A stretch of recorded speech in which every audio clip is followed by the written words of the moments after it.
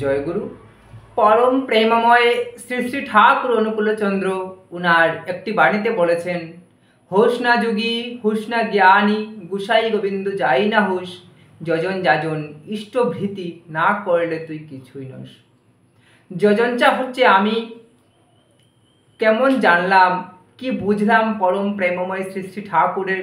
দীক্ষা নিয়ে সৎনাম পেয়ে পরম প্রেমময় শ্রী শ্রী ঠাকুরকে আমার মধ্যে কতটুকু আমি গ্রহণ করলাম, পরম প্রেমময় শ্রী শ্রী ঠাকুর অনুকূলচন্দ্রকে কতটুকু আমি ভালোবাসি, উনার কথাগুলো কতটুকু আমার নিজের মধ্যে চরিত্রগত করতে পারলাম, পরম প্রেমময় শ্রী শ্রী ঠাকুরের যে বাণী সেই নির্দেশ কতটুকু আমি মেনে চলছি, ওনাকে পেয়ে আমি কেমন আছি, ওনাকে পেয়ে আমি কি পেয়েছি, ওনার সৎনাম গ্রহণ করে আমার জীবনে কতটুকু উন্নতি হলো, আমি কি করে বেঁচে আছি, কেমন আছি আমার পরিবার পরিজনদেরকে নিয়ে, পরম প্রেমময় শ্রী শ্রী ঠাকুরকে নিয়ে, সেটা হচ্ছে যজন। মানে আমি কি জানলাম ওনাকে পেয়ে, ওনার থেকে আমি কি জানতে পারলাম, কি শিখতে পারলাম, কেমন আছি ওনাকে নিয়ে, সেটা হচ্ছে যজন, আমি জানলাম। যাজনটা হচ্ছে আমি যে ওনার সম্বন্ধে জানলাম, ওনার সদ্দীক্ষা গ্রহণ করলাম, সদ্দীক্ষা গ্রহণ করে আমি কেমন আছি, পরম প্রেমময় শ্রী শ্রী ঠাকুরের সৎ নাম পেয়ে আমি কেমন বেড়ে উঠছি, বেঁচে আছি, কেমন পাড়াপড়শি সবাইকে নিয়ে কেমন শান্তিতে আছি, সেটা হচ্ছে আমি অন্যদের কাছে বিতরণ করব, অন্যদেরকে বুঝাবো যে পরম প্রেমময় শ্রী শ্রী ঠাকুরের সন্নিধানে আসলে কি হবে, ওনার এই সৎ নামটা গ্রহণ করার পরে আমাদের জীবনটা কেমন হবে, আমরা কি পেয়েছি এই কলিযুগে এসে, সেটা হচ্ছে যাজন। আমি পরম প্রেমময় শ্রী শ্রী ঠাকুরের সেই অমৃতময় কথা, অমৃতময় সেই বাণী, অমৃতময় সেই সৎ নাম সবের মধ্যে বিতরণ করব, সেটা হচ্ছে যাজন। ইষ্টভীতিটা হচ্ছে আমরা ঘুম থেকে উঠে আমাদের যে বাসি কাপড় চোপড় সেটা ছেড়ে হাত পা ধুয়ে ভালো করে ইষ্টের উদ্দেশ্য কিছু নিবেদন করা, ইষ্টভৃতি, ইষ্টের উদ্দেশ্য কিছু নিবেদন করা। আমরা প্রত্যেক দিনেই ঘুম থেকে ওঠার পর রাত্র পর্যন্ত, ঘুমাতে যাওয়ার আগ পর্যন্ত অনেক কিছুই খেয়ে থাকি, অনেক কিছুই খাই, কিন্তু আমরা আমাদের ঠাকুরকে কিছুই দিই না। তো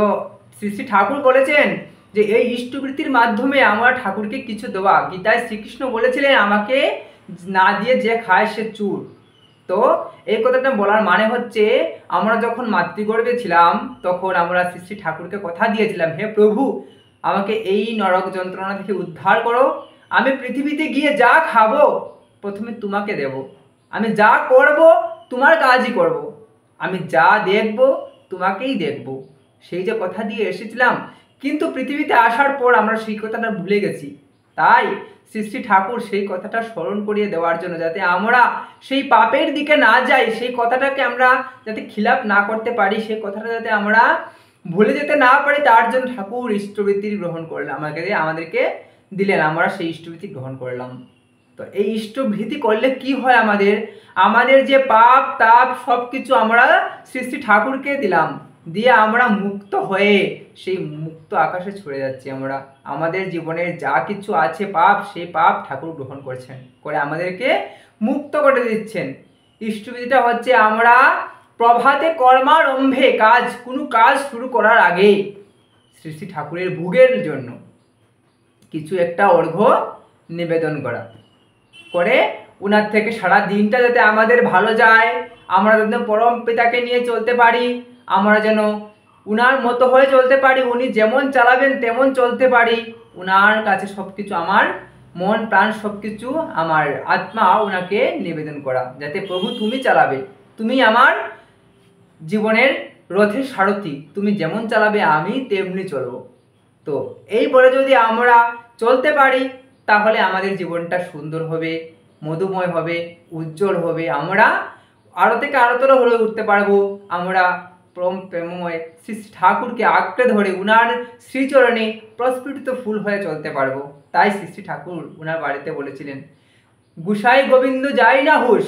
যজন যাজন ইষ্টভৃতি না করলে তুই কিছুই নোস। আমরা দেখা যায় অনেক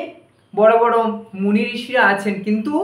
ঠাকুরের কথা বলেন না, ওনারা শুধু ভাব দেখান যে আমি এই, আমি সেই, আমি ঠাকুরের ভক্ত, কিন্তু ওনারা ঠাকুর সম্বন্ধে জানতেও চান না, অন্যদেরকে জানাতেও চান না, ওনারা ঠাকুরকে কিছু না দিয়ে ওনারা গ্রহণ করেন। তো ঠাকুর বলেছেন সেই জায়গায় তুই যদি সেইগুলি নাই করিস তাহলে তুই যত কিছু হয়ে যা, গুসাই গোবিন্দ যাই কিছু হয়ে যা, সেগুলো না করলে তুই কিছুই নোস, তুচ্ছ নিপাত, তোর জীবনের সার্থক, জীবনের উদ্দেশ্যটাই তোর ব্যর্থ হয়ে গেল। তো আমরা পরম প্রেমময় শ্রী শ্রী ঠাকুরকে পেয়েছি, ওনার বাপ দ্বারায় ভাবিত হয়ে আমরা আলোকের পথে যাব, জীবনটাকে মধুময় করে তুলব, জীবনটা সুন্দর হবে, স্বস্তিতে থাকতে পারবো। পরম প্রেমময় শ্রী শ্রী ঠাকুর অনুকূল চন্দ্রের রাঙ্গার আতুল চরণে আমি সকলের মঙ্গল প্রার্থনা করি। জয় গুরু, বন্দে পুরুষোত্তমম।